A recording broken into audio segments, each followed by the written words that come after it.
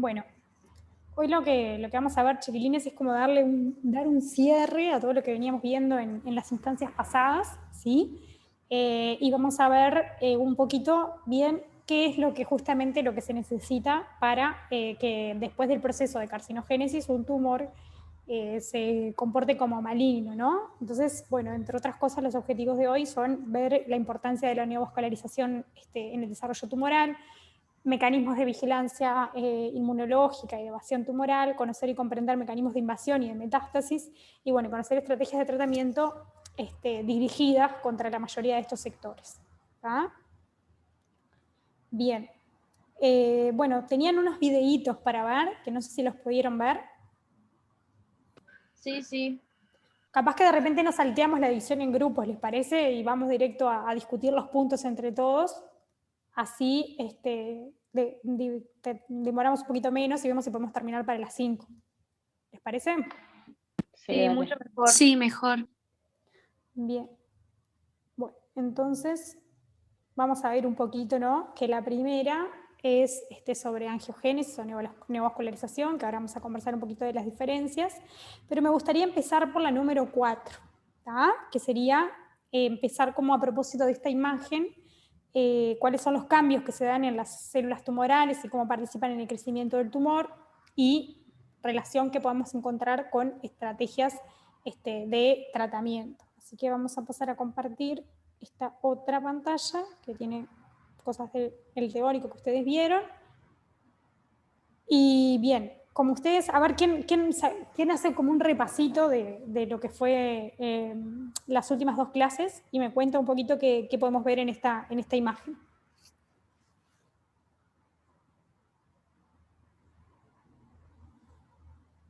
Vemos como una célula normal que frente a carcinógenos como ya vimos, o sea, un montón de carcinógenos, como el tabaco, la inflamación, miles en realidad, generan cambios que hacen que la célula se reproduzca sin parar, como que no pueda tener el control del ciclo celular. Bien. Y ahí se va multiplicando. Ahí cuando pierde la capacidad del control del ciclo, es una célula tumoral, ¿no?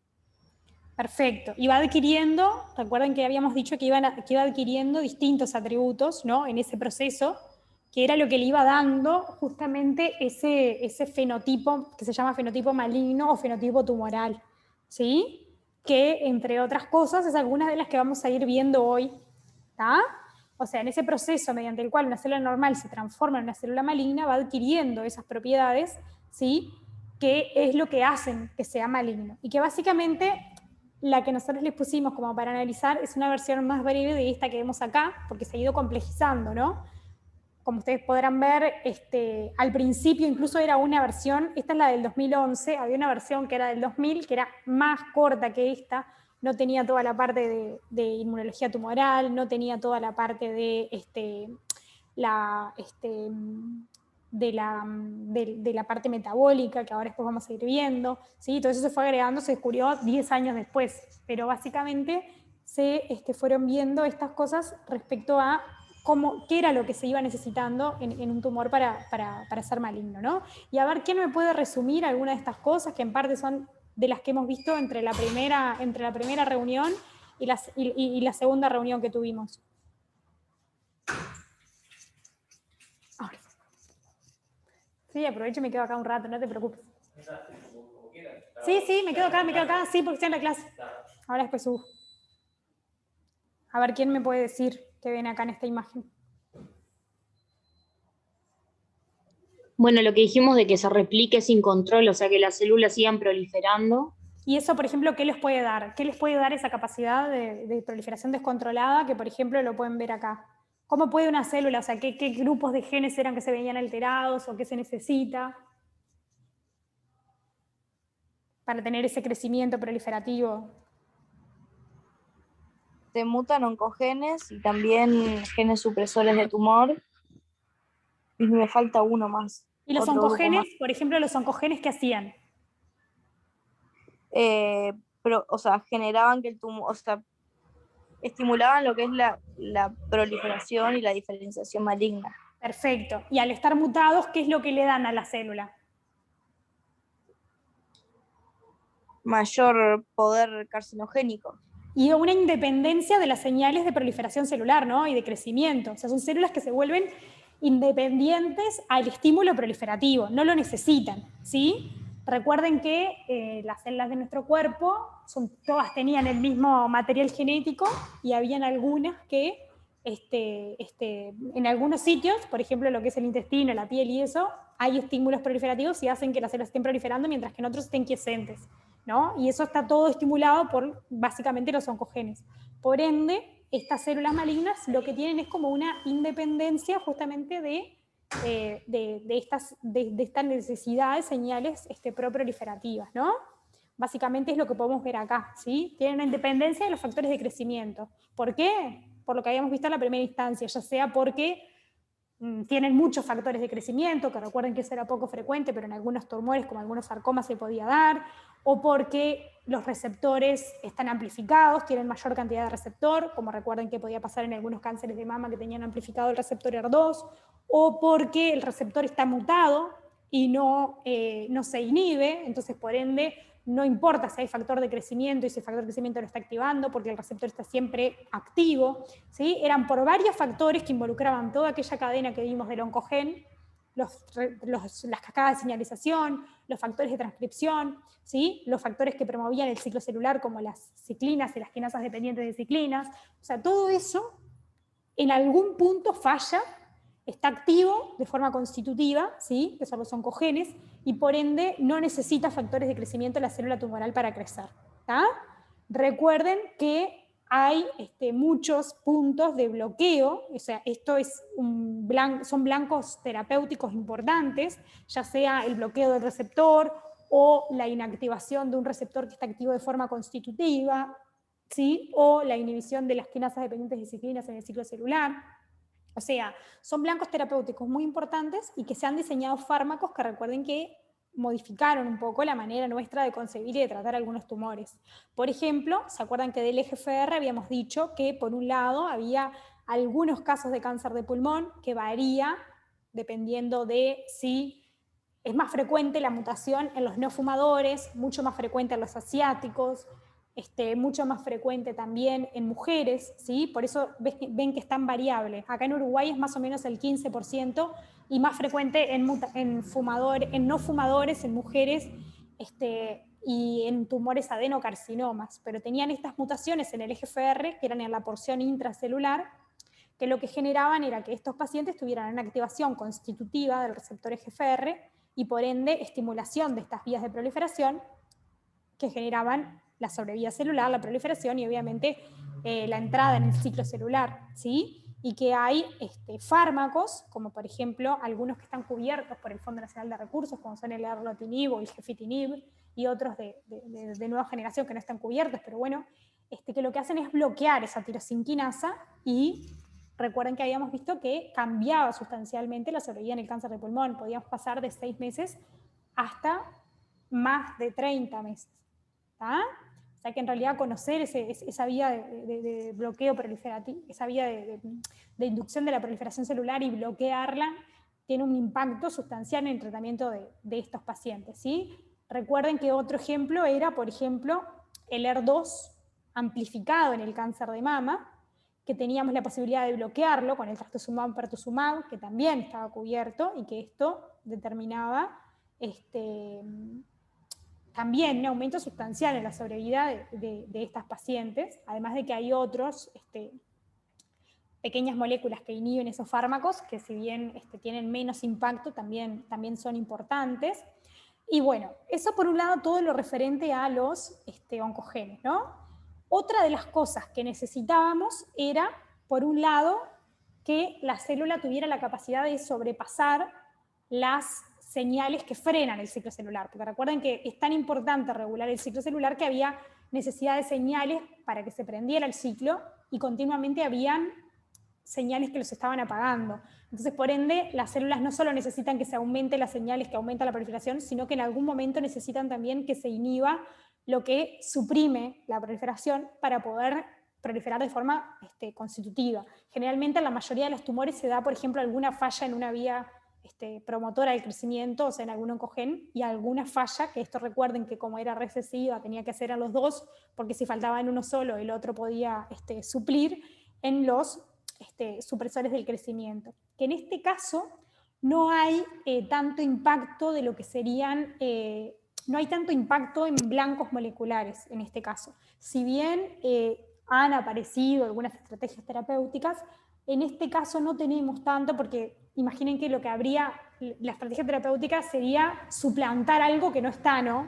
No es tan fácil como, ¿entienden eso? O sea, conceptualmente lo pueden ver. Es distinto si yo tengo una vía prendida, bloquearla, que si yo tengo una vía que me falta, dársela a la célula. Es bastante difícil, ¿no? Porque yo lo que necesitaría es como darle una función que las células no tienen. Que si bien hay algunas estrategias, que incluso ahora capaz que si han escuchado, por ejemplo, el mecanismo de acción de la vacuna de Pfizer, se han probado algunas estrategias para tratar de dar material genético. Que por eso a mí cuando había gente que venía y me decía, ¿no es verdad que la vacuna de Pfizer te cambia el ADN? Yo decía, ojalá, y pudiéramos encontrar alguna estrategia que te cambie el ADN, porque acá sería lo que necesitaríamos como para poder, lamentablemente no es tan fácil, ¿no? Tratar de inyectarle a un grupo de células un gen que no tienen, por ejemplo, o una proteína que no tienen, es muy difícil, y que sea funcional, ¿sí? Pero conocen el mecanismo de acción más o menos de la vacuna de Pfizer, ¿no?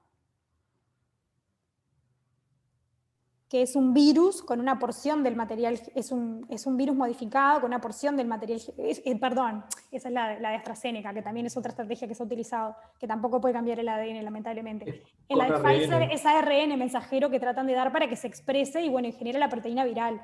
Es una estrategia que se ha evaluado, se ha tratado de evaluar. La AstraZeneca es con un vector viral modificado, que eso también se ha probado en algunas estrategias terapéuticas, pero es muy difícil, ¿no? Si bien hay algunas opciones, por ejemplo, algunas opciones terapéuticas que pueden llegar a servir, por ejemplo, en el caso de vías de reparación del ADN, que ahora después lo vemos, pero con los supresores de tumor ha sido como muy difícil generar que una célula exprese una proteína que no tiene, ¿no?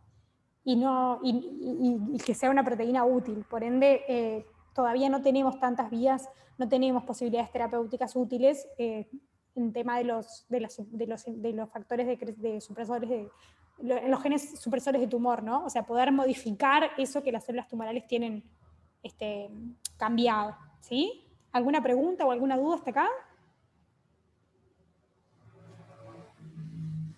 ¿No? Bueno, lo otro, recuerden que habían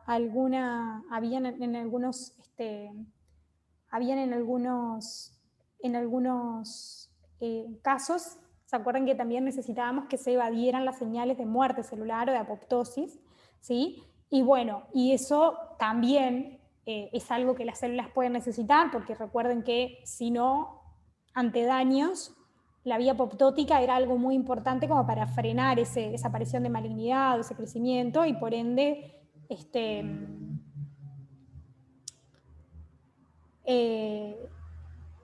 también es otra de las cosas que las células tumorales malignas necesitan, pero es otra de las cosas que lamentablemente también ha sido como muy difícil, si bien, y además no es uno de los puntos más importantes también, ¿no? Si bien hay algunas estrategias que se ha visto que frenan la apoptosis, que recuerden que creo que las habíamos visto en la primera instancia, que era más que nada en algunos linfomas, en los cuales es muy importante la aparición de proteínas antiapoptóticas, y el bloqueo de esa proteína antiapoptótica, como por ejemplo el BCL2, ha demostrado ser útil en algunos tumores, pero no es una vía tan importante en otros tumores y por ende no han mostrado beneficio.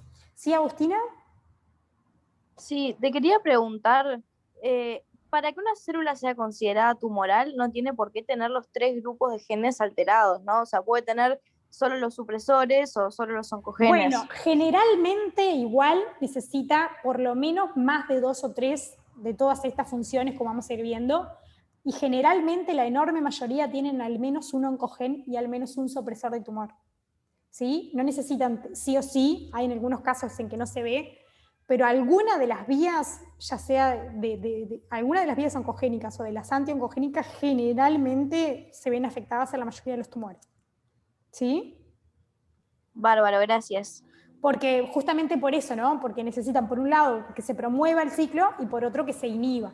No desde siempre, y generalmente al principio se ve una sola afectada y ya eso aumenta la proliferación, pero justamente en el proceso que se va dando, toda la etapa de carcinogénesis y la adquisición de nuevas alteraciones, generalmente a medida que va pasando el tiempo se van afectando. Siempre es muy raro que no tenga un oncogen y un supresor afectados, por lo menos. No sé si quedó claro, Agustina. Sí, clarísimo.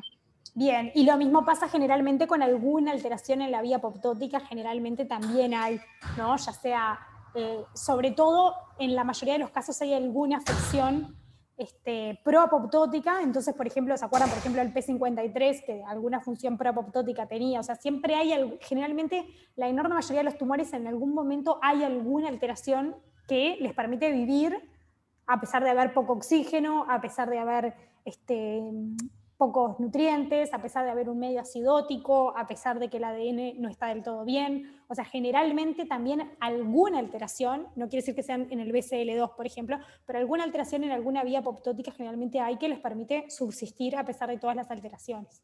¿Sí? Después, a ver esto de la senescencia. ¿Qué les parece que es?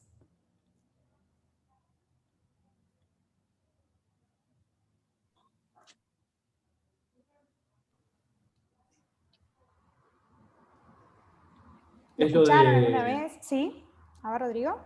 Es lo de los telómeros Bien, a ver, de la contanos. célula, del ADN, digamos, que son secuencias repetitivas del ADN, que lo que hacen es darle una protección ante injurias, digamos, o sea, para que esté protegido del daño, ¿no? Bien, sí. Y creo que la enzima digamos, hace los telómeros, digamos, la telomerasa se expresa en la vida embrionaria y no se expresa más. Y lo que hacen los tumores es expresarla y le confieren justamente la capacidad de proliferar y de que el ADN nunca no se dañe, digamos. Bien, perfecto. Sí, es algo que se ve generalmente, o sea, vieron que, por ejemplo, en la etapa embrionaria, y es parte también, que eso lo habíamos mencionado en alguna de las clases, que se acuerdan que los tumores iban adquiriendo algunos patrones como embrionarios, algunas vías celulares de las células más madre, ¿no? O sea, iban como desdiferenciándose las células, y eso los iba haciendo más agresivos, y en parte una de las cosas que sucede en ese proceso de desdiferenciación o de inmadurez que van adquiriendo las células es la reexpresión de la telomerasa, como decía Rodrigo, ¿sí? Que la telomerasa es una enzima que está en las células embrionarias porque permiten justamente la replicación ilimitada de las células, pero en las células adultas es como un mecanismo protector para la proliferación descontrolada, ¿no? Porque los telómeros, como decía el compañero, se van gastando y la célula tiene una determinada cantidad de telómero y a medida que se va replicando se van gastando. Entonces llega un punto en el que ya no se puede replicar más. ¿Por qué? Porque al estar los telómeros acortados va desencadenando alguna señal proapoptótica. A ver, ¿dónde era que lo podíamos ver eso? Acá, o sea, genera pila de situaciones el hecho de haber poca telomerasa, ¿sí? Por un lado puede pasar que desencadene la apoptosis de la célula o que desencadene una disminución de la proliferación y termina entrando la célula en la etapa quiescente o senescente, en este caso, que es la parte del envejecimiento normal, ¿sí? Y entonces los tumores adquieren esa capacidad de sobreexpresar la telomerasa, lo cual hace que que tengan una inmortalidad replicativa, que es lo que se llama. Es decir, que se pueden replicar sin freno, sin control, enorme cantidad de veces. ¿Está? Y básicamente se han diseñado algunas estrategias terapéuticas que tratan de bloquear la telomerasa, y esto está como en fase experimental. Si bien no es algo que usemos ampliamente en la clínica, pero se está tratando de bloquearla por diferentes maneras, ya sea generando una respuesta inmune contra la célula tumoral o generando dificultades a la hora de expresar esta enzima. Se han diseñado distintas estrategias terapéuticas que están en fase experimental y bueno, que en algún momento quizás entran en la práctica clínica y son útiles. ¿Sí? Entonces, cuanto, digamos, el telómero esté más indemne, digamos, ¿Sí? más se replica la célula. Claro, la cuestión es así, es como que en la etapa embrionaria las células del embrión tienen la capacidad de agrandar los telómeros, ¿sí? Entonces, al tener la capacidad de agrandar los telómeros, se empiezan a replicar y los telómeros en vez de no se acortan porque la célula está siempre alargándolos, ¿no? Eso pasa en las células embrionarias. Cuando nacemos, los tejidos adultos, cuando ya se terminó el crecimiento, los telómeros se dejan, la telomerasa se deja de expresar, entonces la célula se queda, por ejemplo, con un telómero que tiene un determinado largo, ¿no? Por ejemplo, yo qué sé, 1000 pares de base. Y cada vez que se replica, pierde algunas pares de bases de esos telómeros. Entonces llega un punto, los telómeros protegen a los cromosomas. Llega un punto, es que están tan cortos que la célula no se puede replicar más. O sea, se frena, entra en senescencia, ¿sí? O puede generar incluso a veces la apoptosis de la célula si se intenta replicar por algún motivo sin tener la capacidad de alargar los telómeros. ¿Está? Lo que sucede en las células tumorales es que justamente vuelven a adquirir esa propiedad de expresar la telomerasa, vuelven a tener la posibilidad de ampliar sus telómeros y por ende se pueden dividir sin parar. ¿Se entendió? Sí. ¿O hay alguna pregunta que no haya, algo que no haya quedado del todo claro?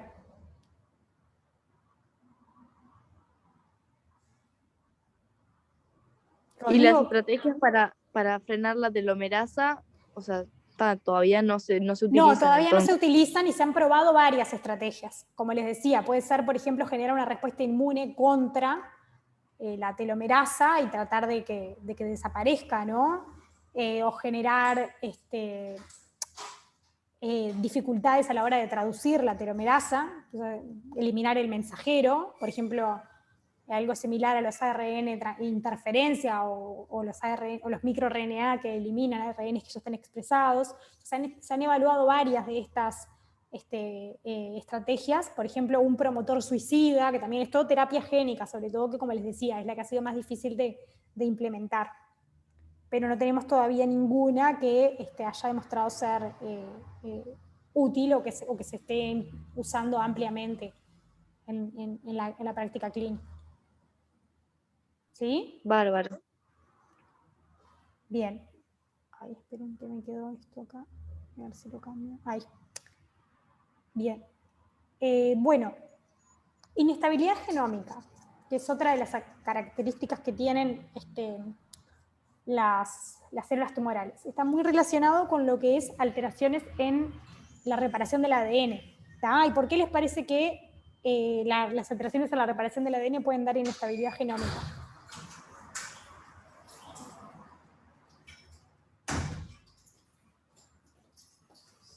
¿Qué es la inestabilidad genómica?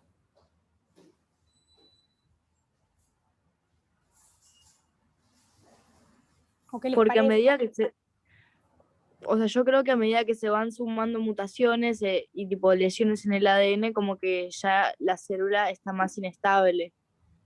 Claro, Entonces básicamente a eso se es a eso. refiere. Se refiere a eso, básicamente, a ese estado en el cual la célula está más propensa a ir acumulando mutaciones. ¿Y qué genes son los que le parece que pueden dar de los que hemos visto de los grupos, que además es el que nos falta? ¿Qué grupo de genes da esa inestabilidad genómica? O sea, deja la célula como que propensa a ir adquiriendo otras mutaciones. Los reparadores. Los reparadores Sí. del ADN, perfecto, ¿sí? Generalmente hay alguna alteración en alguna vía reparadora del ADN en algún punto que al fallar justamente vuelve a la célula propensa a adquirir mucha mayor cantidad de mutaciones. No es que siempre sí o sí tenga que haber alguna vía de estas alterada, pero generalmente hay alguna vía alterada en algún punto que lo que hace es justamente generar que se acumulen mucha mayor cantidad de mutaciones, ¿sí? En otros genes, y esas mutaciones justamente van a ir dando que todo lo otro se van a ir dando por azar en cualquier gen, y cuando sean en algún gen crítico, obviamente le van a conferir a esas células o a ese grupo de células ventaja evolutiva, y por ende esas células van a ir ganando terreno, la progenie de esas células, sobre el resto. ¿sí? Bien, y ahora vamos a A mí, una... Sí, a mí me quedó una duda, entonces, Sí. con la anterior. Senescencia, entonces, sería lo contrario a lo que tiene el cáncer, digamos. claro, Cáncer no es claro, senescencia. exacto. El cáncer no tiene senescencia. Es todo lo contrario, es como la capacidad de... Los tumores lo que tienen es la capacidad de revertir la senescencia, ¿sí? Los tumores lo que tienen es inmortalidad replicativa, o sea, la capacidad de duplicarse sin fin, que es lo contrario a la senescencia, que es el proceso normal de las células. ¿Tá? Todas las células normalmente se pueden dividir una X cantidad de veces y después entran en senescencia replicativa, ¿sí? Las células tumorales lo que tienen es inmortalidad replicativa, o sea, esa capacidad de vencer la senescencia. ¿Está? ¿Quedó claro ahora sí? Capaz que Sí. queda confuso poner así senescencia. En realidad la senescencia no es la capacidad que tienen las células tumorales, o sea, las células tumorales lo que hacen es vencer la senescencia, que es el proceso normal. ¿Está? Y bueno, acá sí, las células tumorales lo que tienen es inestabilidad genómica, que en cierta medida es alguna alteración en alguna vía reparativa del ADN que determina justamente que se vayan acumulando otras mutaciones y que el tumor vaya adquiriendo otras características o atributos de malignidad. ¿Sí? Bien.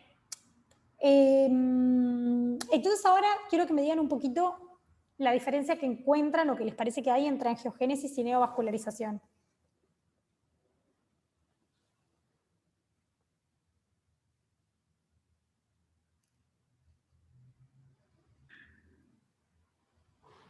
Como que uno de ellos es cuando se crea el vaso de cero y el otro es como la extensión de vasos desde otros lugares, ya, ¿no? Como más ya creados. Bien, sí, esa es más que nada la diferenciación entre vasculogénesis y angiogénesis, que es verdad. ¿Sí? En la vasculogénesis se generan vasos de novo y en la angiogénesis es brotamiento de vasos a partir de vasos preexistentes.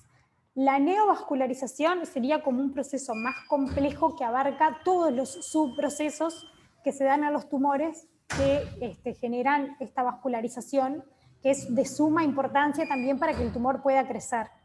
¿Sí? No sé si se entiende ahí la diferencia. O sea, como que neovascularización sería todo esto. ¿Sí? Todos los procesos por el cual el tumor va adquiriendo su propia vasculatura. La angiogénesis es más que nada el proceso a partir del cual se van generando vasos sanguíneos a partir de vasos preexistentes, que puede ser, por ejemplo, por brotamiento, ¿sí? Que es cuando empieza a darse como un brotamiento a partir de los pericitos sobre todo, y eso genera un nuevo vaso, que después se forma la luz, se crea la membrana basal y se genera todo el resto de las paredes, en la mayoría de los casos, en otros no todas las paredes, como ahora vamos a ver. Puede ser también por intusepción, que se genera como una invaginación y eso genera un nuevo vaso, ¿sí? Pero no es lo único que se da, porque además de generarse vasos a partir de vasos preexistentes, que es la angiogénesis, se da también vasculogénesis, que como mencionaba la compañera, aparecen células de novo y son células de novo las que van generando los nuevos vasos. Los vasos se generan de novo y son células precursoras surgidas de la médula ósea las que generan estos nuevos vasos, justamente. ¿Tá? Y se sabe que en realidad en los tumores no se da uno u otro, que generalmente se da todo a la misma vez, que empieza a darse angiogénesis y en ese proceso en que se están generando nuevos vasos también vienen precursores endoteliales y se colocan en algunos sectores y generan una parte de novo, ¿sí? O puede darse intusepción con vasculogénesis, o puede darse mimetismo vascular, donde hay células tumorales que en ese proceso de estar indiferenciadas se colocan en algunos sectores vasculares donde tendría que haber un vaso sanguíneo y forman pared, ¿sí? Puede haber diferenciación de las células tumorales hacia células endoteliales en ese proceso de desdiferenciación y todo eso termina generando la vasculatura tumoral, ¿tá? Que es lo que entendemos como neovascularización. Antes se decía angiogénesis tumoral, pero después se prefirió dejar de denominar angiogénesis tumoral y llamarlo neovascularización por el hecho de que no es solo angiogénesis, donde angiogénesis estrictamente sería a partir de vasos preexistentes. ¿Está? ¿Se entiende la diferencia Bárbaro. entonces entre angiogénesis Sí, y sí. neovascularización? Bien. Y es un proceso crítico en el desarrollo celular, ¿sí? Porque los tumores, como pueden ver acá, son incapaces de crecer más allá de 1 o 2 milímetros cúbicos sin que aparezcan nuevos vasos capilares. ¿Y esto por qué es? Porque en este principio la célula se va alimentando por difusión, ¿no? Entonces va creciendo un grupo celular y lo que puede acercarse por difusión se acerca, que no es más de 1 o 2 milímetros cúbicos, y por ende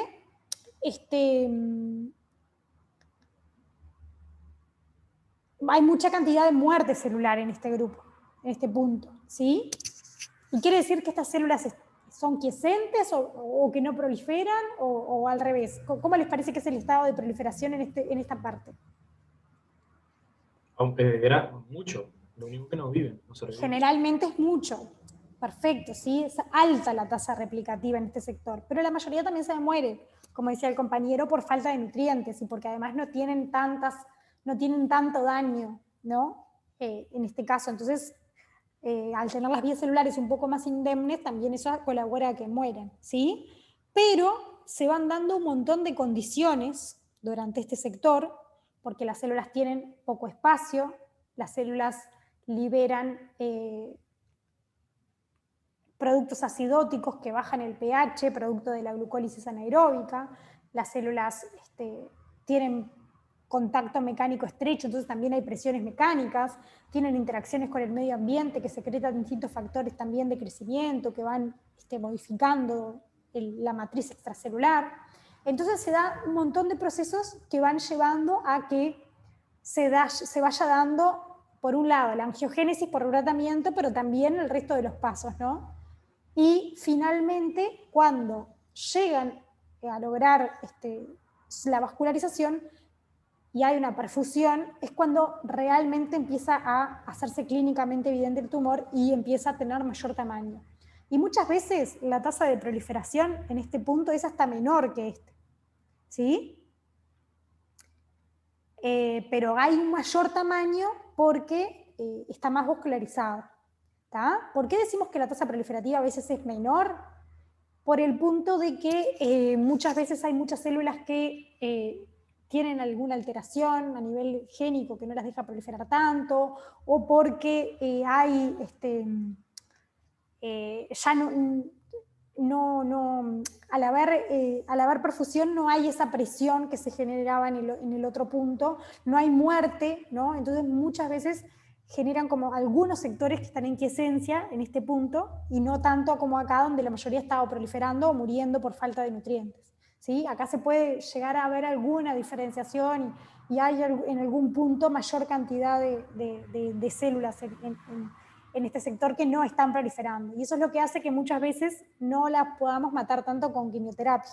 Porque recuerden que la quimioterapia en cierta medida mataba las células que estaban proliferando, ¿sí? Entonces eso es una característica que hace que cuando los tumores se hacen clínicamente evidentes, muchas veces no sean tan respondedores a la quimioterapia.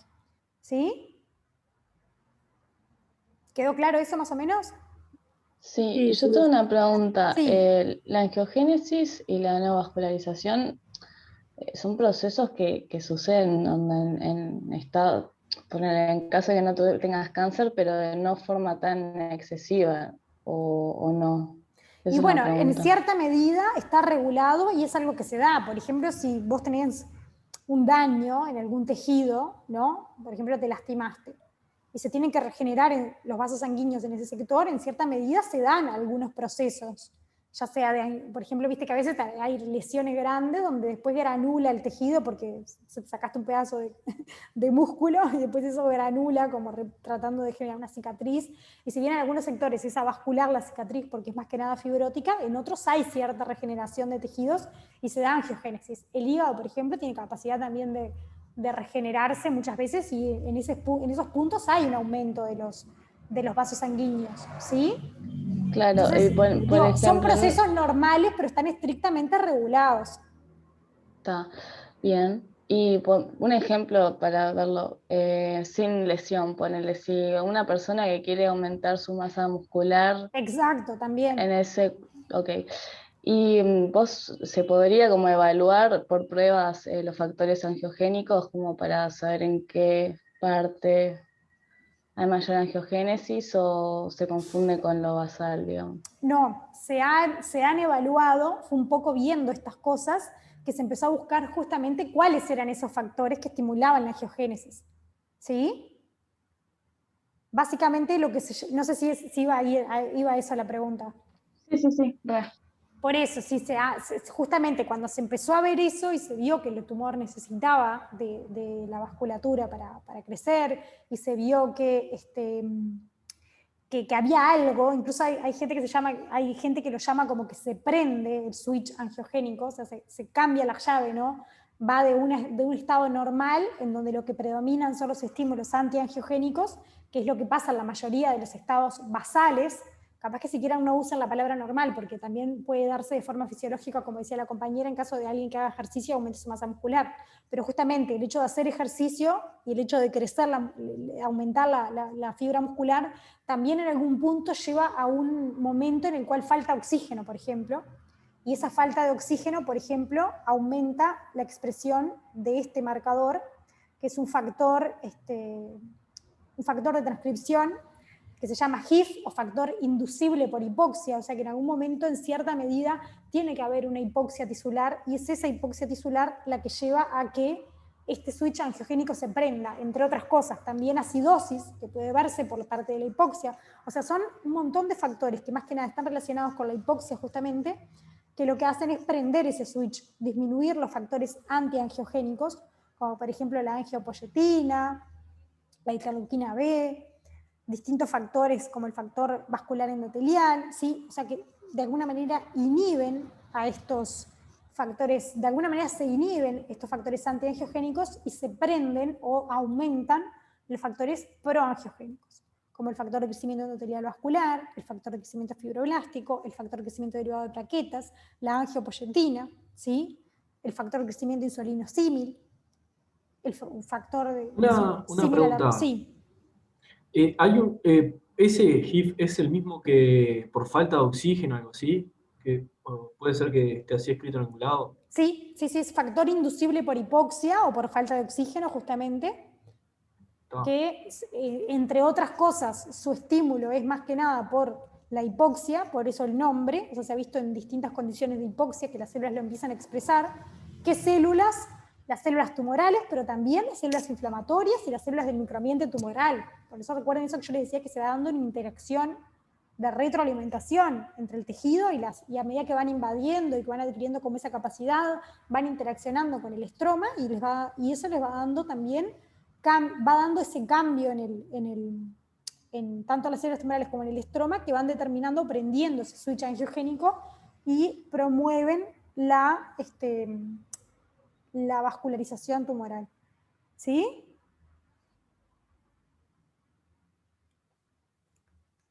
Bien. Y bueno, es muy importante tener en cuenta de que si bien se da esa neovascularización, los vasos tumorales no son para nada perfectos, ¿no? O sea, no tienden a ser... esto, por ejemplo, es una vasculatura normal y esto es una vasculatura tumoral. Vieron que muchas veces no tienen todas las capas, no... ¿cómo es? No tienen todas las capas, no es una luz uniforme como los vasos normales.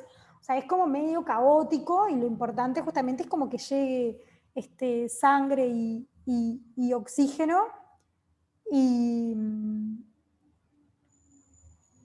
como que llegue sangre y oxígeno y no están tan bien formados como se puede dar, por ejemplo, en el proceso de crecimiento de la masa muscular, donde ahí se generan sí vasos perfectos, ¿no? Porque se va dando de forma regulada, por eso uno no aumenta la masa muscular de un día para el otro también, tiene que irse dando de forma paulatina el aumento del ejercicio, para ir dando tiempo que se vaya dando el aumento de la vasculatura. Pasa también, por ejemplo, con el corazón. Vieron que también se dice que en las pacientes con ejercicio, ¿se acuerdan que veíamos que otro de los efectos del ejercicio era aumentar la vascularización miocárdica y generar como mayor capacidad de circulación a nivel de las coronarias. Y básicamente eso está dado porque el ejercicio en algún momento aumenta el esfuerzo del corazón y en cierta medida, si bien no es clínica, es como fisiológica, se va dando como en algún punto como una hipoxia relativa, y esa hipoxia va incrementando la vasculatura, pero se hace de forma paulatina y en este caso los vasos son normales.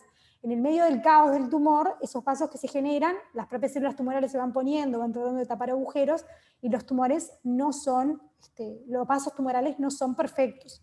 ¿Tá? Y esto, por ejemplo, ¿cómo lo podemos ver? Una de las cosas que yo les mostraba cuando di, justo que no lo tengo acá en la presentación, pero por ejemplo esto puede explicar cómo la enorme mayoría de las lesiones malignas suelen incendiarse con el contraste en las tomografías. ¿Tá? ¿Y eso por qué es? Porque justamente el contraste no suele, el contraste uno lo pone y difunde un poco de contraste a algunos sitios y va dando que las imágenes por tomografía, cuando se usa con contraste, tengan una cierta mayor resolución, pero no es algo que el contraste pase todo. El contraste generalmente queda a nivel vascular y se elimina por la orina, no llega a difundir a todos los tejidos. Sin embargo, que esperen que les busco, por ejemplo, en los tumores del sistema nervioso central, es donde es más fácil de ver. Voy a poner acá imagen de tomografía de tumor. Sí, ya les pongo. Decía. Claro, es eso, benigno. Por ejemplo, les muestro acá. Esperen que voy a compartir la pantalla.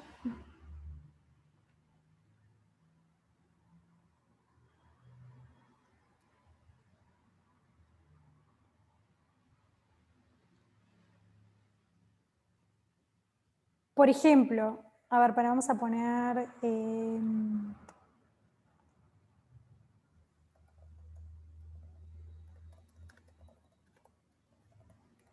un tumor de bajo grado, por ejemplo vieron que está mucho menos prendido que por ejemplo, ¿no? Y que otras cosas también nos pueden hacer ver que tiene un comportamiento como que más indolente que vieron que por ejemplo, genera efecto de masa, desplaza la línea media, ¿sí? Y sin embargo otro ahí tiene capaz que más o menos, apenas un poquito menos de tamaño, es polilobulado, acá lo vemos mejor, pero no se prende fuego con el contraste como de repente ¿no? No sé si pueden darse cuenta de la diferencia, de qué me refiero con eso de que se incendia con el contraste y a qué me refiero cuando digo que como tiene una vasculatura que no es tan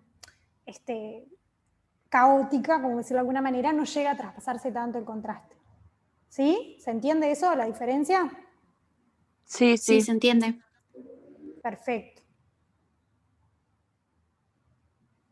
Volvamos a esto. Básicamente eso se explica por esto, ¿no? Porque no es lo mismo el contraste entrando acá, que se va para cualquier lado, que el contraste pasando por estos vasos donde no hay una difusión, no hay una difusión tan marcada. ¿Sí? Entonces, en los tumores que no tienen tanta neovascularización, ¿cómo se hace con el contraste? La enorme mayoría de los tumores malignos llegan a tener neovascularización. Justamente, cuando no tienen tanto y son pequeños focos de células, generalmente son menores a 2 milímetros y no los llegamos a ver. Y puede ser que estén en lugares como inaccesibles, o sea, porque ¿por dónde se inyecta el contraste? El contraste se pasa por la vena. Para la tomografía se pasa Más por la vena. cercana, o sea, la vena más cercana al lugar de interés. No, cuando le hacen una tomografía a un paciente, le inyectan el contraste por la vena y va para todo el cuerpo, o sea, toda la sangre queda con contraste. Está, bien. El contraste circula por todos los capilares y después se termina filtrando para el riñón con cierta tasa de filtrado y en algún momento se termina eliminando todo. Pero en el momento que uno le está haciendo la tomografía, que generalmente es en menos de 2 horas de la inyección del contraste, el contraste está circulando por el cuerpo, ¿sí? Dentro de los capilares, con cierta difusión hacia los tejidos, que es lo que permite que las diferencias que uno ve en la tomografía con contraste o sin contraste, que tiene mayor resolución. Claro. Pero hay como una cierta cantidad de contraste que filtra y pasa a los tejidos y después se elimina, ¿no? Ahí va. Está bien, esa era mi duda, gracias. Bien. Que justamente acá pasa mucho más a los tejidos de lo que pasaría si la vasculatura fuera normal. Y por eso aparecen como que con ese realzan mucho más. Las imágenes malignas suelen realzar mucho más con los contrastes. Y bueno, obviamente que acá un poco también, no me acuerdo si era María o Agustina que mencionaban, es decir, bueno, pero esto hay que buscar la manera de eliminar la vasculatura y con eso podríamos curar el cáncer, ¿no? Es lo que uno piensa primeramente como más intuitivo. Y bueno, fue algo que apareció. La gente en un principio se pensó, dijo, bloqueo la vasculatura y elimino los tumores, curo el cáncer. Pero bueno, lamentablemente se diseñaron varias estrategias que de alguna manera buscan bloquear este proceso de neovascularización. Por ejemplo, anticuerpo monoclonal como el bevacizumab, que bloquea el factor de crecimiento endotelial vascular, el VEGF, ¿sí? Y hay algún beneficio en algunos tumores muy vascularizados, como algunos tumores de riñón, algunos tumores de colon, pero lamentablemente apenas da unos meses de beneficio en sobrevida y después terminan proliferando de vuelta, ¿sí? Después tenemos por otra parte pequeñas moléculas que lo que hacen es inhibir la vía del receptor, por ejemplo, del factor de crecimiento endotelial vascular, inhiben el receptor, y al inhibir el receptor, en cierta medida lo que uno estaría buscando es inhibir la formación de vasos sanguíneos, y en cierta medida también tendrían algún efecto al estimular la proliferación de las células endoteliales, ¿no? Y la activación de las células endoteliales.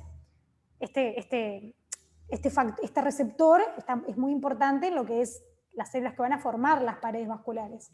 Y estos fármacos lo que harían serían inhibirlos. ¿Tá? Sumado a que además la mayoría de estos inhibe a otros receptores de tirosina quinasa y podría tener otros efectos adicionales bloqueando vías de proliferación, ¿no?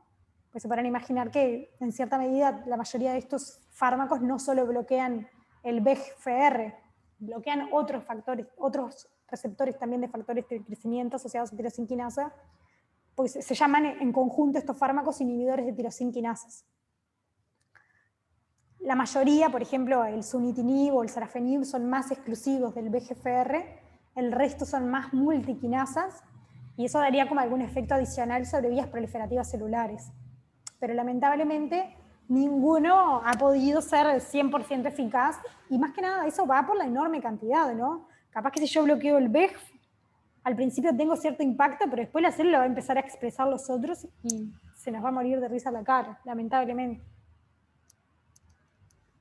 Entonces, bueno, si bien muchos de estos fármacos tienen algún rol en sobrevida libre de progresión de los tumores, que sobrevida libre de progresión es el tiempo entre que yo le doy el fármaco y el tumor empieza a crecer de vuelta, o sea, el tumor progresa, y sobrevida global, que es lo que más queremos, que los pacientes con cáncer vivan más, hay algún impacto en esos dos parámetros, pero no, lamentablemente no es clínicamente muy grande, porque un beneficio clínico importante es eso que yo les decía, ¿no? Que pasan de vivir 6 meses, 10 meses a vivir 30, ¿no? Ese sí es un beneficio clínicamente importante. Se aumenta un par de meses, ojo, igual lo damos, ¿no? Porque ¿quiénes somos para decir que vivir 2 meses más o 2 meses menos es poco importante? Siempre cualquier beneficio en sobrevida lo peleamos y nos gusta, pero no es lo mismo, ¿no? Un fármaco que te aumenta 2 meses la vida que uno que te lo aumenta 20. Y sobre todo teniendo en cuenta que la mayoría de estos fármacos salen miles de dólares.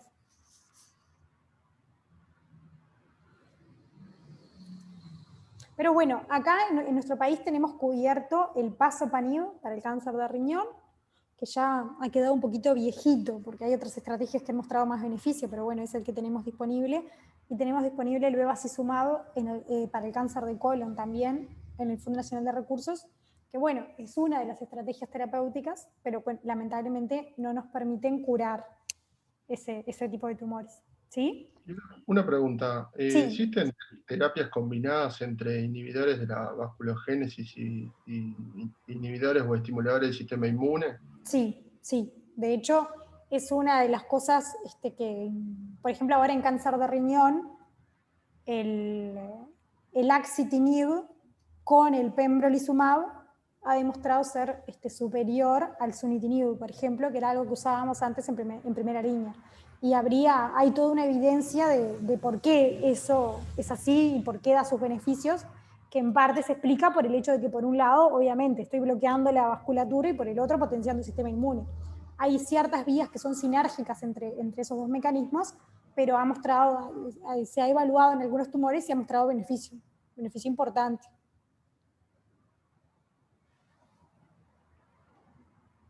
Hay algunas estrategias de inhibidores de tirosinquinasa y quimioterapia, ¿no? Con la quimioterapia yo estimulo la apoptosis y al inhibir la vasculatura genero cierto efecto sinérgico, ¿sí?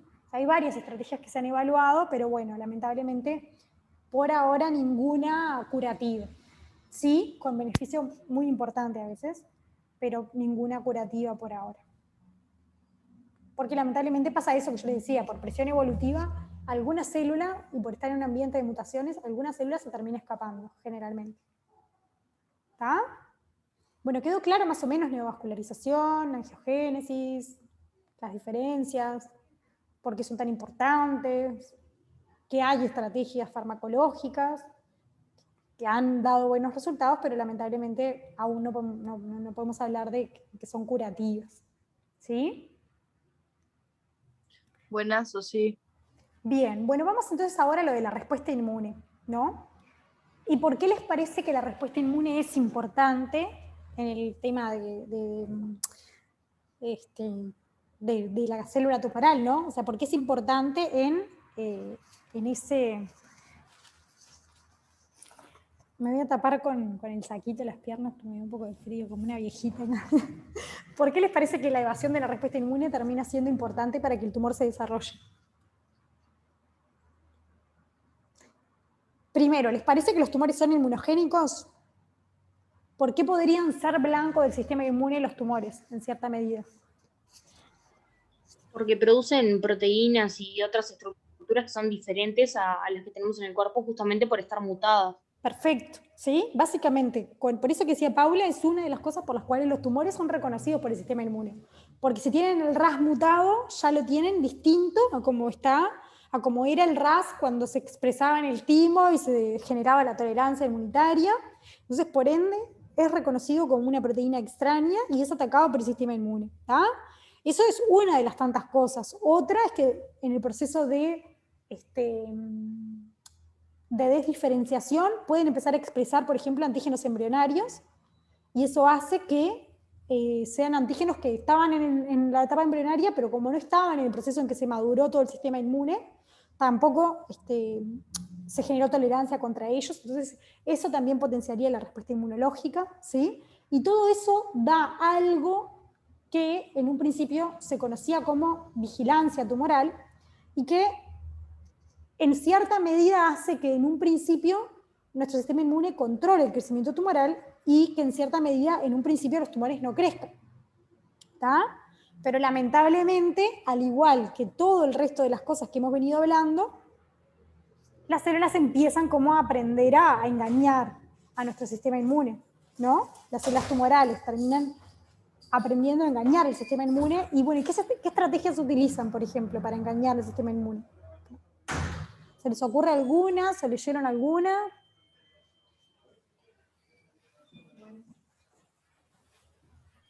Modifican el complejo mayor de histocompatibilidad. Perfecto. Que hace que queden como invisibles ante el sistema inmune. Perfecto. Una de las cosas que hacen, como decía Rodrigo, es disminuir la expresión de moléculas del complejo mayor de histocompatibilidad y por ende presentan menor cantidad de antígenos.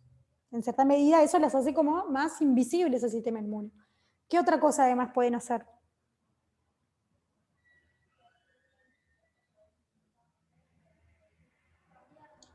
Inducen, por ejemplo, que haya más linfocitos T reguladores.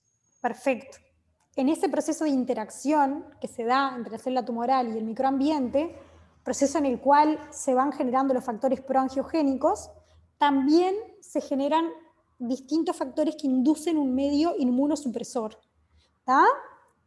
Entonces, en cierta medida, primero tenemos un momento donde hay, como decíamos recién hace un ratito, una muerte por parte del sistema inmune de las células malignas, ¿sí? Sobre todo respuestas de inmunidad celular a través de las células NK, a través de los CD8, respuesta CD4 más que nada TH1, que potencian la inmunidad celular, ¿sí? Respuestas innatas a NK, a macrófagos, más que nada con un fenotipo M1 de los macrófagos, que eran los que promovían la expresión de interferón gamma o de TNF, todo lo cual potencia al sistema inmune, y esto hace que en cierta medida en un primer momento haya una inmunidad antitumoral y se frene en cierta medida al principio el crecimiento tumoral. Como íbamos diciendo recién, va pasando que las células se van haciendo invisibles, ya sea porque disminuye la expresión del complejo mayor histocompatibilidad, porque sintetizan proteínas inmunosupresoras como interleuquina 10, interleuquina 23, que frenan un poco esa activación de los CD8, que frenan la llegada de los NK, que hacen que los macrófagos se vayan poniendo M2, y en cierta medida hay como un punto en el cual habría como un equilibrio, ¿no? Donde hay células que son inducidas a morir y células que proliferan, y en cierta medida hay como un equilibrio, que es cuando el tumor estaría como en dormancy o en equilibrio, ¿no? Básicamente. A veces también se lo denomina como la etapa de las 3E, donde primero hay una eliminación de las células tumorales, después se llega a un equilibrio, donde las que proliferan son la misma cantidad de las que mueren, entonces el tumor como que se queda ahí en un tamaño estático, pero termina pasando lo mismo que veíamos que pasaba recién con la vasculatura y con todo lo demás. Termina ganando por presión evolutiva lo que les permite a algún grupo de células crecer más. Y entonces, por ende, la última fase es la de evasión, ¿no? Donde el tumor evade a nuestro sistema inmune y hay progresión del tumor, ¿sí? Por expresión de moléculas inmunosupresoras por parte del tumor, como por ejemplo IDO, que era una molécula que podía inhibir la respuesta inmunológica, también el PDL1, ¿está? Que el PDL1 es una molécula que se une al PD1 de los linfocitos y los inhibe o los transforma en T reguladores, si los agarra en alguna etapa inmadura, ¿sí? Entonces se inhiben a los que están maduros y se transforman en reguladores a los que están inmaduros, entonces promueven también, en el caso de las APC, la liberación de moléculas inmunosupresoras, que potencia más la aparición de T reguladores y la inactivación de los CD8, y todo eso termina promoviendo, como decíamos recién, que el tumor termine creciendo. ¿Está? Sumado a que además la enorme mayoría de estos factores, recuerden que también vimos que promovían la neovascularización. Por ende está todo muy interrelacionado, y en partes, como decíamos recién, que cuando uno da las estrategias estas combinadas, tiene un poco más de efecto que si las da por separado, ¿sí? En algunos casos, en algunos tumores. ¿Está? Entonces, bueno, esto va un poco también de la mano, ¿cómo nos dimos cuenta de todo esto? Como todo lo que hemos visto en la historia del cáncer, ¿no? A través de los fracasos. Porque en un momento se descubrió la eliminación y la inmunovigilancia, porque se vio que había antígenos tumorales que no estaban en las células normales, porque se vio que había una mayor incidencia de algunos tumores en inmunodeprimidos, sin saberse mucho por qué. Entonces, obviamente, que la historia de la inmunoterapia empieza con nosotros, los seres humanos, tratando de potenciar el sistema inmune para que atacara el tumor. ¿Cómo lo tratábamos de potenciar? Bueno, dando citoquinas, ¿sí? En algunos casos se intentaron vacunas, en algunos casos se intentó también dar linfocitos T como una terapia celular adoptiva, y lamentablemente nunca se tuvo, si bien en un principio se pensaba que con todo esto se iba a curar el cáncer, nunca se tuvieron muy buenos resultados. En algunos casos sí, pero ¿qué problema les parece que puede haber si yo doy muchas citoquinas? Se puede producir una reacción inflamatoria exacerbada, ¿no? Perfecto, ¿sí? Algunas personas morían en el intento, en este proceso en el cual yo les estaba dando muchísima cantidad de citoquinas, se podía llegar hasta dar algo similar a un shock séptico, ¿no? Porque yo le doy... Creo Sí. que pasó algo parecido este año, que al principio de la pandemia Cuba sacó como un fármaco como anti-COVID que era un interferón. Y en realidad lo que pasaba es que le daba una reacción inflamatoria que empeoraba toda la neumonía y la broncoconstricción, y empeoraba todo. Fuimos aprendiendo, al igual que en lo que es la inmunología tumoral con el COVID, estamos aprendiendo sobre la marcha también. Y probablemente muchas cosas las vamos a saber más. Es lo que suele pasar cuando la realidad supera nuestra capacidad de estudio, ¿no? Ahora, hoy por hoy, es difícil imaginarse cómo se daba en estas épocas, pero imaginen que hace 20 o 30 años, cuando todas estas cosas se estaban descubriendo, no sabíamos ni lo que era el genoma humano, no sabíamos ni qué era nuestro ADN. Entonces, es como un poco lo que nos pasa ahora con el COVID. Vieron cómo la ciencia es mucho más difícil cuando uno se enfrenta a algo que no conoce. Y por eso la historia del cáncer tuvo un principio tan como lento, y ahora después que empezamos a conocer más, como un boom tan descabellado. Básicamente con el COVID nos está pasando lo mismo, pero en un poco menos de tiempo, ¿no? Y pasa siempre con el sistema inmune que generalmente termina haciendo más daño que beneficio, ¿no? Bueno, depende, porque ahora vamos a ver un poco qué fue lo que pasó. En este punto sí, cuando uno potencia o trata de potenciar el sistema inmune, muchas veces es difícil y termina haciendo más daño que beneficio. Pero vamos a ver ahora que esto cambió un poco con nuevas estrategias que después llevaron a que surgiera en un premio Nobel hace un tiempo, ¿no? Que ahora vamos a ver un poquito qué fue. Pero al principio se intentaba dar estas citoquinas y como ustedes ven, lo que pasaba es que algunos pacientes tenían buenas respuestas, porque en algunos casos se potenciaba la respuesta inmune y se lograba llegar a este efecto, ¿no? Pero muchas veces lo que pasaba era que los pacientes terminaban en CTI o necesitaban terapias de soporte en CTI y no se terminaba curando, ¿no? O no tenía respuesta. Entonces, en cierta medida, no generaron un cambio sustancial en la enorme mayoría de los pacientes. Después se probaron vacunas, que como les decía hoy, se han probado múltiples vacunas también. Así como la vacuna de Pfizer da ARN, se probó dar ARN de alguna proteína tumoral y ver qué pasaba, ¿no? Nunca hubo mucho impacto, nunca mostraron mucho beneficio. Si bien siempre algún paciente se beneficiaba, la enorme mayoría no, y por eso no terminaba siendo una estrategia útil, ¿no? Porque nosotros cuando hacemos un estudio, obviamente que para el que se beneficia está muy bueno, pero uno busca que por lo menos la mayoría de los pacientes se beneficien, no solamente algunos pocos. Entonces por eso nunca se lograba con la mayoría de estos fármacos generar una respuesta inmune eficaz y que tuviera un impacto clínico. La única vacuna contra el cáncer que dio beneficio en sobrevida es la Sipuleucel, que es una vacuna para el cáncer de próstata, que mostró un beneficio en el cáncer de próstata resistente a las terapias hormonales de 2 o 3 meses, tampoco es que uno diga curó el cáncer de próstata, ¿no? Y que básicamente, ¿en qué consiste esta vacuna? Lo que se hace es sacar sangre del paciente, de la sangre se sacan precursores hematopoyéticos, ¿sí? Esos precursores se incuban con moléculas que los transforman en células dendríticas, ¿tá? Y esas células dendríticas se colocan con un antígeno prostático y se tratan de cargar esas células dendríticas con ese antígeno prostático y se estimulan, ¿no? Después se inyectan en la propia persona con algunas adyuvantes, algunas citoquinas que promoverían esa activación de las células dendríticas, y esas células dendríticas generarían una respuesta inmune contra el cáncer de próstata que mostró un beneficio en los ensayos clínicos de 2 a 3 meses en sobrevida global, que imaginen el precio de esta vacuna, porque es una vacuna personalizada, bastante caro obviamente, y un procedimiento acá en Uruguay nunca se llegó a hacer. Ahora aparecieron otras estrategias en el mismo escenario, por eso esta vacuna quedó como un poco más en desuso. Pero en algún momento, yo me acuerdo cuando yo arranqué oncología, el Sipuleucel era una de las estrategias que había en el cáncer de próstata refractario a las maniobras hormonales, y yo vi un paciente que se lo fue a hacer a Brasil, carísimo, le salió, y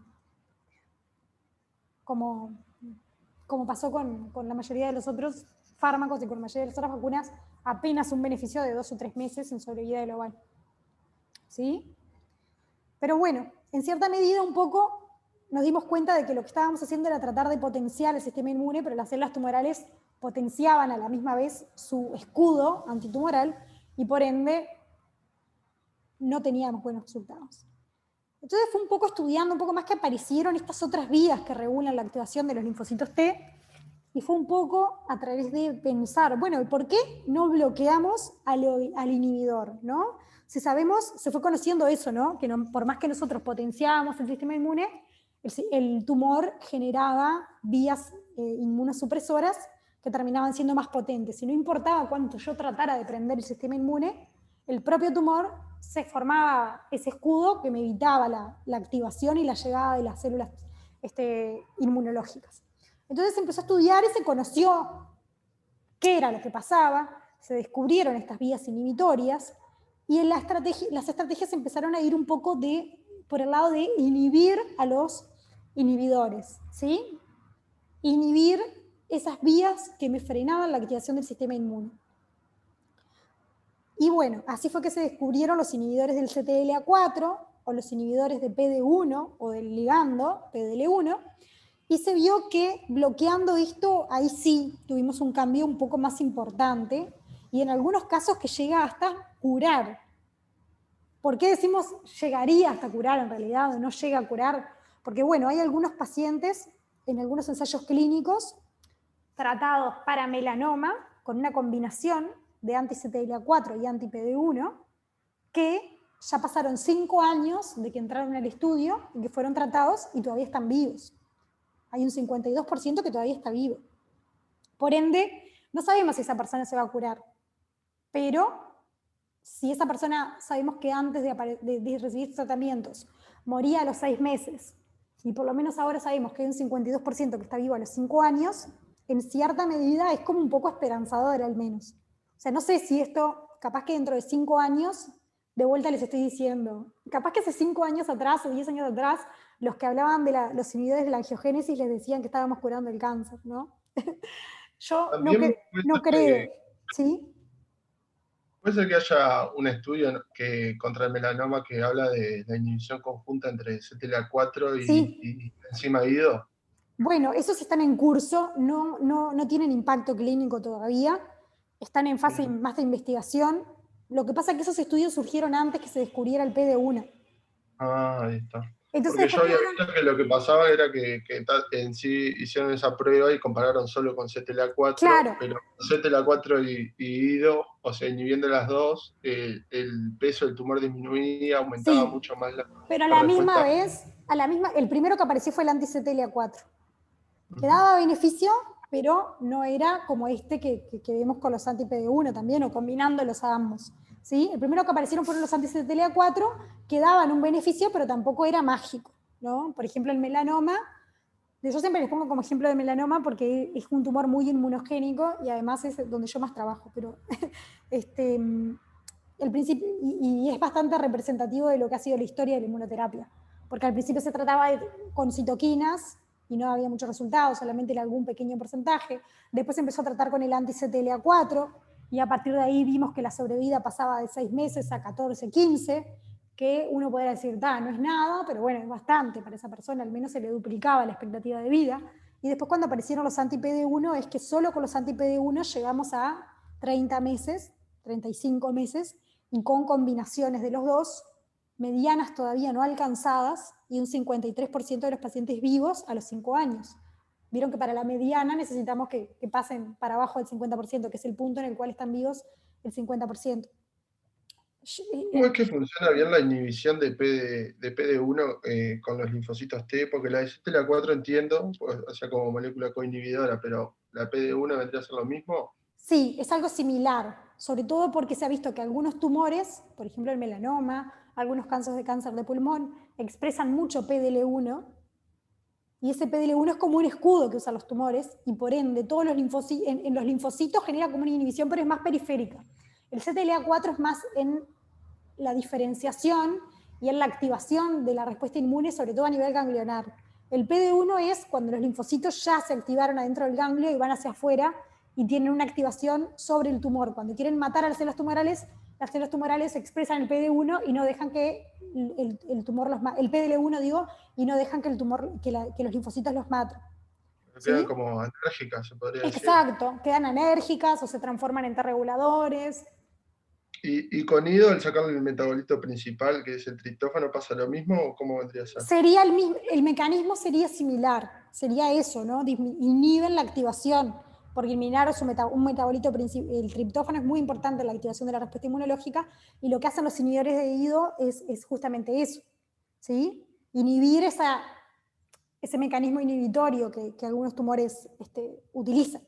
Pero, ya te digo, en la clínica todavía no hay ningún inhibidor de IDO que tenga un impacto como los inhibidores de CTLA4 o de PD1.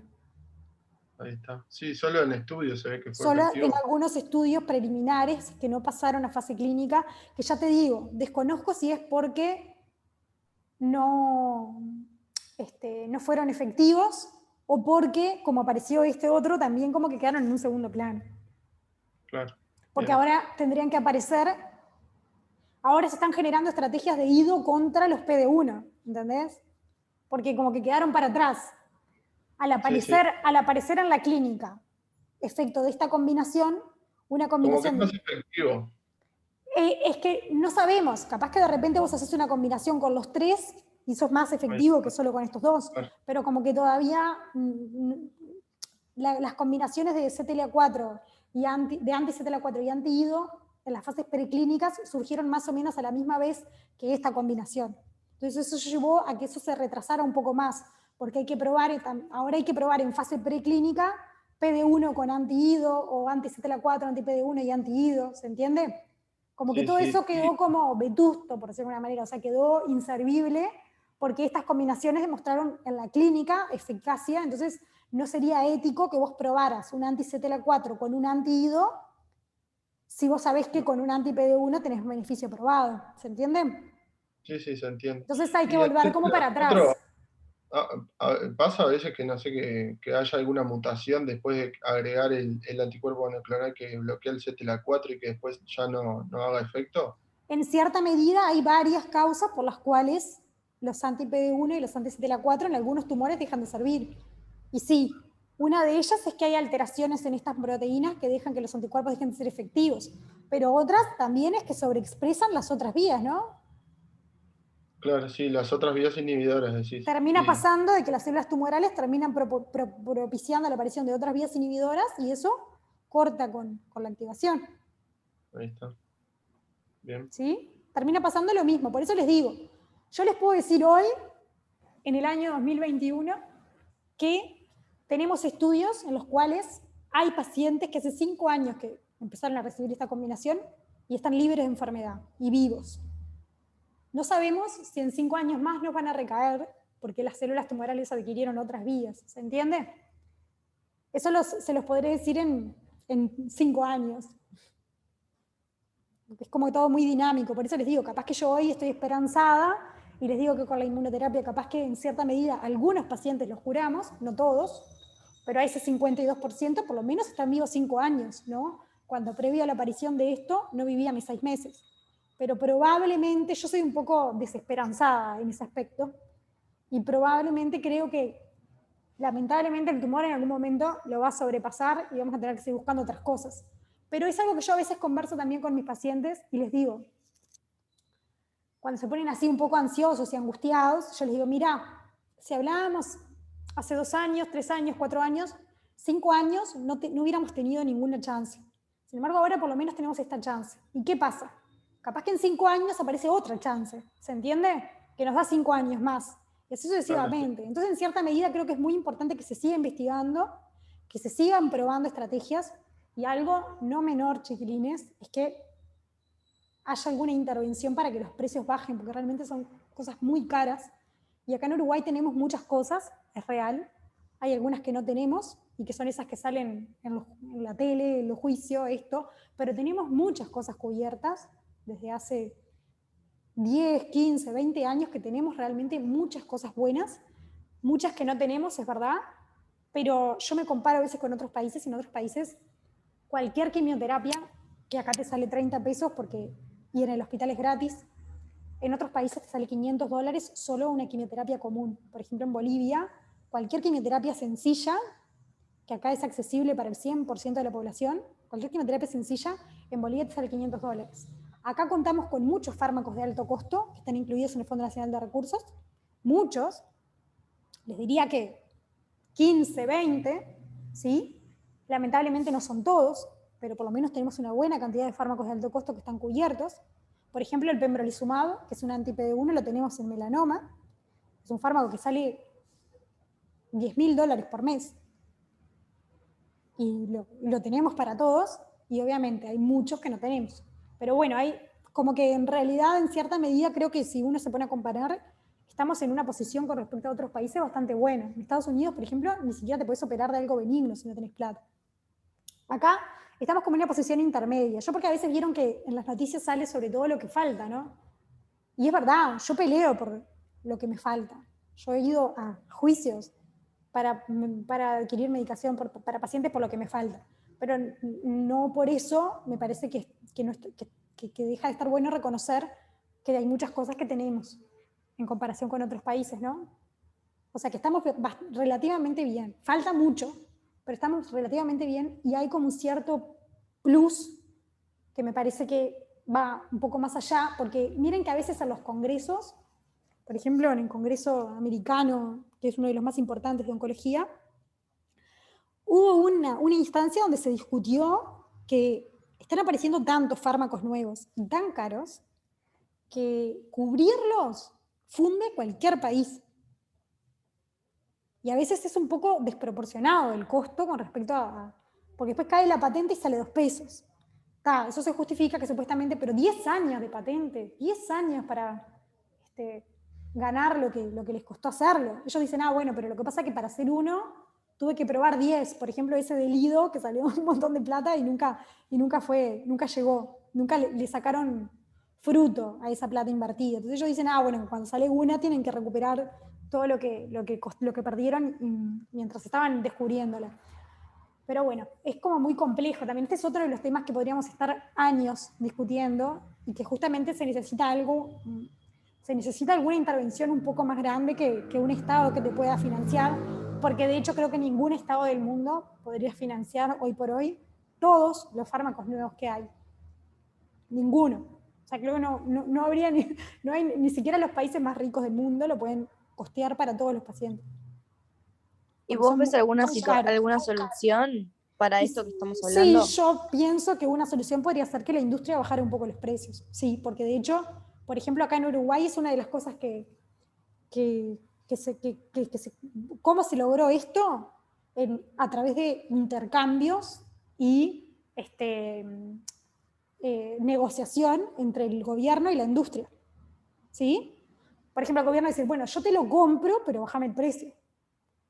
Entonces el pembrolizumab, por ejemplo, pasó de salir $20.000 a salir 5. Claro. Básicamente tiene que pasar algo de eso, pero bajarlo aún más, ¿no? Porque igual $5.000 por cada 20 días sigue siendo mucho. ¿No? Sí. Yo creo que eso debe ser de la parte más fea que tiene la medicina, ¿no? Entre la farmacéutica y lo económico, que es todo un quilombo para varias patologías. Que por suerte acá era como hablábamos también cuando hablamos del VIH, acá lo tenemos para el VIH, también pasó algo similar, ¿no? Tenemos de los mejores fármacos, pero justamente por eso, por convenios, por regulación, pero acá hay fármacos que no tienen la más mínima intención de negociar. No voy a decir, obviamente, nombres ni de farmacéuticas ni de fármacos, pero sabemos que hay pero vos por eso justamente vas a decir, yo tengo este paciente, no se lo voy a indicar porque me calienta que la industria no le quiere bajar el precio.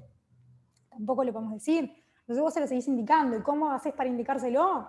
Nadie, porque no sé si hay alguien acá en el mundo que pueda pagar un fármaco que sale $20.000 por mes. O sea, tendría que ser alguien muy rico. No es de la gente con la que yo trato. Nunca me pasó de tener un paciente que se pudiera costear un fármaco de ese tenor. Entonces, no nos queda otra que ir a juicio y los ganamos. Pero en poco te da, porque vos decís, ese fármaco ya le debe hasta haber caído a la patente, a un fármaco que se me viene ahora a la mente, porque hace como 15 años que está en el mercado.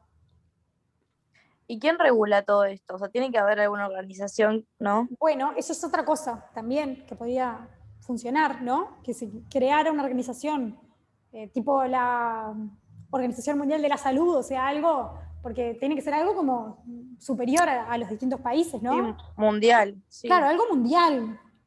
Por ejemplo, con esto también, vieron que un poco se visibilizó con esto de las patentes de las vacunas del COVID también. En cierta medida, tuvo que haber una regulación para que pudieran ser más accesibles, y aún así no son accesibles a todos, pero en cierta medida hubo como un pacto mundial en hacer que las vacunas sean lo más accesibles posibles a la mayoría de los gobiernos, de los países. No es 100%, pero tendría que pasar algo como lo que pasa con las vacunas del COVID para que justamente ahora no es momento. Pero yo creo que cuando pasemos todo lo del COVID, me parece que ponerlo como ejemplo puede ser algo bueno, ¿no? Justo ahora que estamos con Sí, pleno sí. COVID, no es bueno agarrar y decir, bueno, pero a ver, ¿por qué cuando se está muriendo un millón de gente, ¿por qué no me das un fármaco tan más barato? Pero creo que en algún momento puede ser algo bueno a plantear, ¿no? Obvio. Algo a nivel mundial se tendría que generar, como un movimiento de concientización a nivel mundial que hiciera que las farmacéuticas, porque también es como una cuestión de negociar, porque si sale más barato ellos van a vender más, ¿se entiende? Tienen que producir más, pero van a vender mucho más, que es básicamente lo que el fondo ha tratado, que es algo muy bueno el Fondo Nacional de Recursos, es lo que ha tratado como de negociar. Si vos me bajás el precio, yo te lo puedo comprar, y en vez de venderme 5 por mes, que son lo que podés ganar por juicio, me vendés 50. Vos terminás ganando lo mismo. Y yo en vez de beneficiar a 5, beneficio 50. Claro, sí, sí. Como que no hay mucha diferencia económica en realidad Para ellos. en la vida de las Pero personas. es cuestión sí cambia. y en la vida de las personas cambia muchísimo. Pero es Claro, cuestión más de, humanitario, es obvio. cuestión de que alguien se siente y lo regule, y obviamente que tendría que ser algo mundial, como pasó con las vacunas. Porque se imaginan que nosotros tenemos algunos fármacos que la industria ni siquiera los trae a Uruguay. Por ejemplo, el ipilimumab, el anti-CTLA-4, no está registrado en Uruguay, porque el laboratorio ni siquiera está en Uruguay, ni siquiera tiene una sede en Uruguay. Cuando yo quiero indicárselo a un paciente, tengo que hacer un formulario. A veces me paso más en haciendo cosas administrativas que tengo que llenar un montón de formularios a los cuales tengo que autorizar, hacerme cargo, responsable yo de la traída del fármaco, cuando gano el juicio, ¿no? Porque primero tengo que ganar el juicio. Después de que ganamos el juicio, tengo que hacer formularios para que Dirección Técnica del hospital me autorice, siendo que yo me hago cargo, y Dirección Técnica se hace cargo, porque al ser un fármaco que no está registrado en Uruguay, nos hacemos cargo nosotros de lo que pueda pasar, y el paciente, que tiene que firmar también. Entonces imaginen lo que es la angustia para un paciente, ¿no? Que sabe que, por eso también genera tanta sensibilización pública, ¿no? Porque imaginen la angustia para un paciente que tiene algo que sabe que lo están matando, tener que estar primero yendo a juicio, ¿no? Porque no lo puede pagar. Y después viniendo a firmar todos estos formularios, esperando. A veces esperan. A mí me ha pasado muchísimas veces que los pacientes llegan a recibir una dosis del fármaco y se mueren. Porque imaginen todo lo que pasa entre que iniciamos el Toda la juicio, burocracia que hay, me imagino. entre que iniciamos el juicio, entre que se gana el juicio. Eso llega a demorar, en el mejor de los casos, un mes, ¿no? Llegamos a comprar la primera dosis, a veces el Estado apela, tenemos que ir a otro juicio, a veces se lo sacan cuando va 2 o 3, no, es como, realmente son instancias que son agotadoras. Yo ahora me río, pero por no llorar, porque son realmente instancias que son agotadoras. Pero bueno, ¿qué vamos a hacer? No nos queda otra por ahora.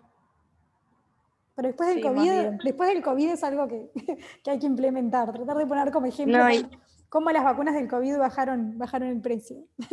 Y es como vos decís, dentro de todo somos bastante afortunados, porque la salud pública que tenemos no hay en muchos países. Somos muy afortunados. Dios, si quieren pueden entrar a la página del Fondo Nacional de Recursos y van a ver que hay muchísimos fármacos de alto costo que están cubiertos. Ahí aparecen todas las normativas que son públicas.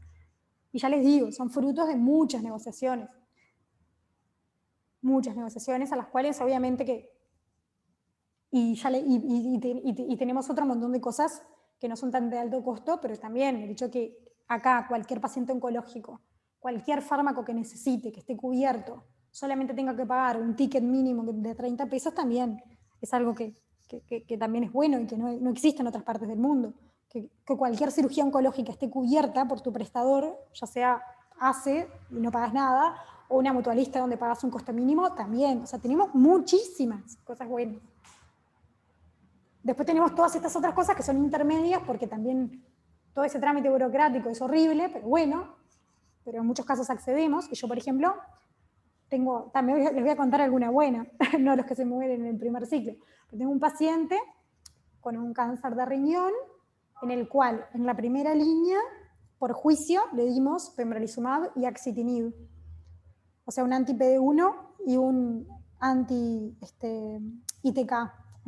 que yo les mostraba acá, el axitinib. Y estuvo más o menos, no tuvimos mucha buena suerte con ese fármaco. Además hizo una hepatitis autoinmune, porque eso era lo otro que les quería decir.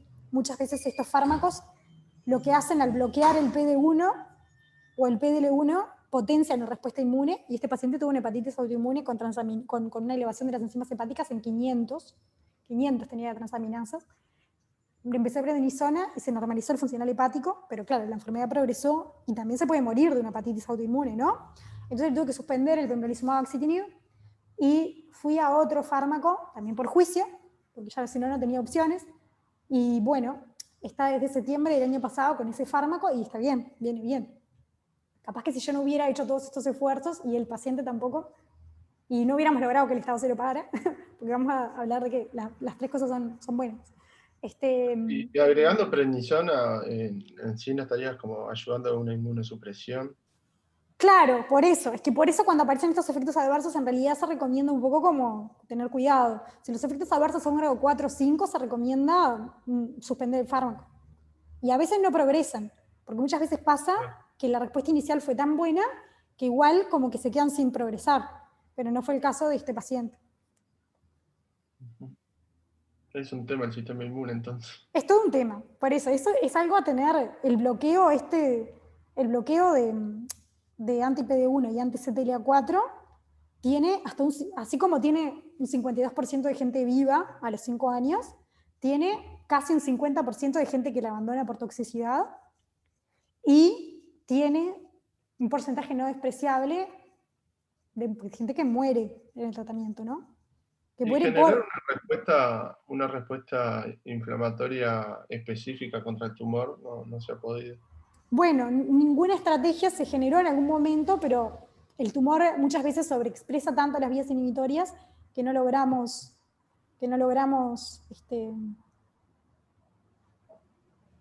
¿cómo se dice? Que no logramos, claro, atacarlo. Eso. Digo, forma como escudo que nos hace que no lo podamos,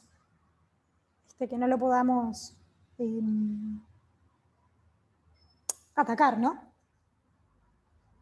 O sea que el sistema inmune, aunque nosotros lo potenciemos, él se protege tanto que no lo podemos vencer. ¿Sí? Sí, además capaz que para probar nuevas estrategias también hay que vencer a esos inhibitorios, entonces como Exacto. que no se puede avanzar mucho en el tratamiento tampoco por esto, porque hay mucha cosa que está entre medio. Exacto. ¿Sí? Y bueno, esta es una de las últimas estrategias de célula inmune, de inmunoterapia, digo, que alguna vez las escucharon hablar, las células CAR-T. Es algo nuevo esto todavía, y está más que nada para los tumores hematológicos. No, yo no. Yo no. Y sale mucho más cara. En estas células lo que se hace es, vieron que los linfocitos T requieren de la expresión por parte de las moléculas del complejo mayor histocompatibilidad y requieren de coestimulación. Es distinto a la inmunoglobulina del linfocito B, que solo por estar en contacto con el antígeno ya el linfocito B se activa.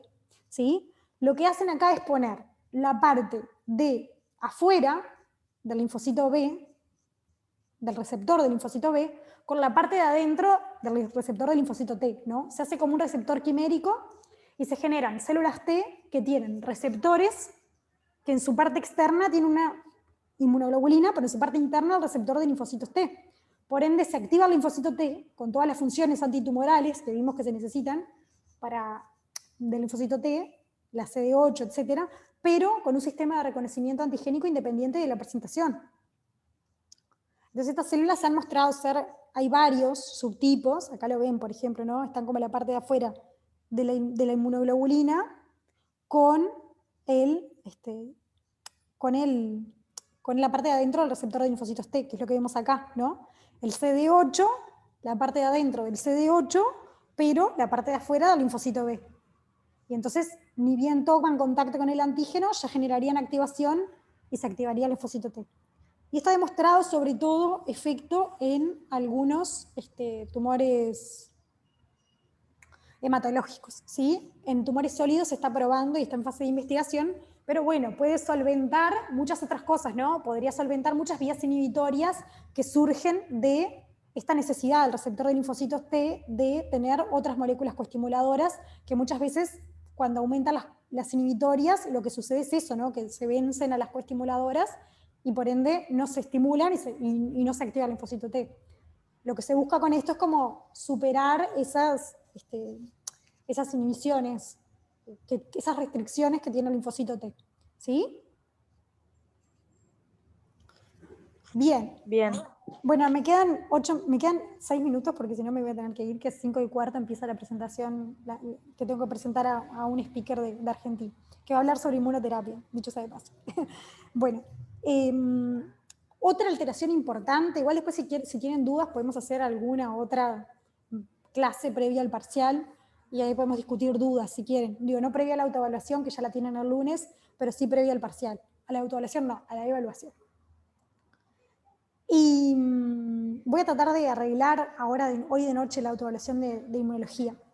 Otra de las cosas importantes que se requieren en el tumor es alteraciones metabólicas, y esto es algo bastante nuevo también, todavía no hay muchos fármacos que hayan tenido efecto en regular esta activación metabólica, pero sí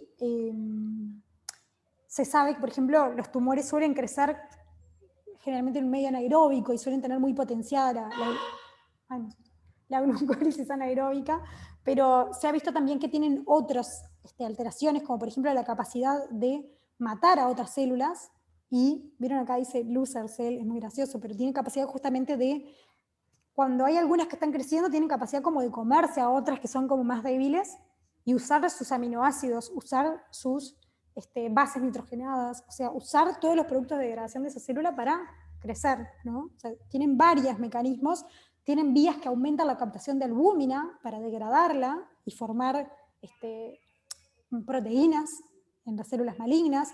Tienen la capacidad de degradar los músculos a distancia y promover la liberación de aminoácidos y usarlos para crecer. O sea, tienen muchas alteraciones, generan muchas alteraciones metabólicas, no solo dentro de las células, sino también en nuestro organismo, en el organismo del huésped, y por eso muchas veces también generan los fenómenos como caquexia tumoral, ¿no? Y ese adelgazamiento importante en los pacientes con cáncer, porque en cierta medida ellas mismas largan como señales que lo que hacen es destruir el músculo para crecer, ¿sí? Entre otras cosas, ¿sí? Ay, no, me faltaba toda la parte de capacidad de invadir y metástasis. Bueno, se las grabo, ¿les parece? Porque me tengo que ir. Me faltaba toda esta parte y me había olvidado. Dale. Se los grabo esta Si noche no podemos... y se los paso. Bueno. Perfecto. ¿Sí? Y si no... Dale, profe. Podemos hacer alguna reunión también el lunes, pero ¿ustedes el lunes tienen anatomía patológica o tienen solo la prueba? Creo que tenemos anatomía patológica. Por eso, creo que tienen anatomía patológica. A las 4, ¿no? Y después la prueba. Por eso. Sí. Sí, yo... Bueno, se los grabo y después hacemos una reunión previo al parcial, ¿les parece? Arreglamos capaz que... Si quieren, el viernes de la semana que viene podemos terminar, pero por lo menos les grabo la parte para la autoevaluación. ¿Está? Dale. Genial. Bueno, nos vemos. Que pasen bien. Dale. Chao, gracias. Chao. Están buenísimas las clases, profe.